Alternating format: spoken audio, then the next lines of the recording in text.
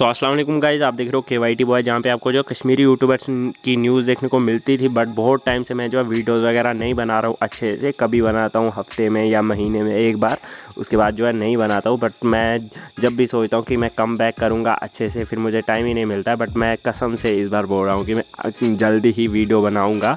And आज मेरे पास जो है काफ़ी ज़्यादा न्यूज़ तो नहीं है, बट आप लोगों ने देखा होगा, अगर आप यूट्यूब देखते हो या कश्मीर के कंटेंट को आजकल देख रहे हो तो आप लोगों को पता ही होगा कि कश्मीर में अभी एक यूट्यूबर हैं जो कि ज़हरान फिल्म्स के नाम से जाने जाते हैं। वो जो है मिसिंग है। उनकी फैमिली की तरफ से कोई भी ऐसी वीडियोस वगैरह नहीं आई हैं कि वो जो है गुम हुए हैं या क्या हुआ है या वो घर नहीं आए हैं। बट बहुत सारे लोग स्टोरीज़ वगैरह रख रहे हैं ज़हरान फिल्म से रिलेटेड कि वो जो है कहीं गायब हुए हैं पिछले कुछ दिनों से।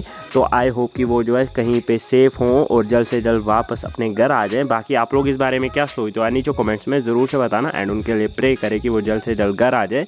मिलते हैं नेक्स्ट वीडियो में, तब तक के लिए take care and bye bye.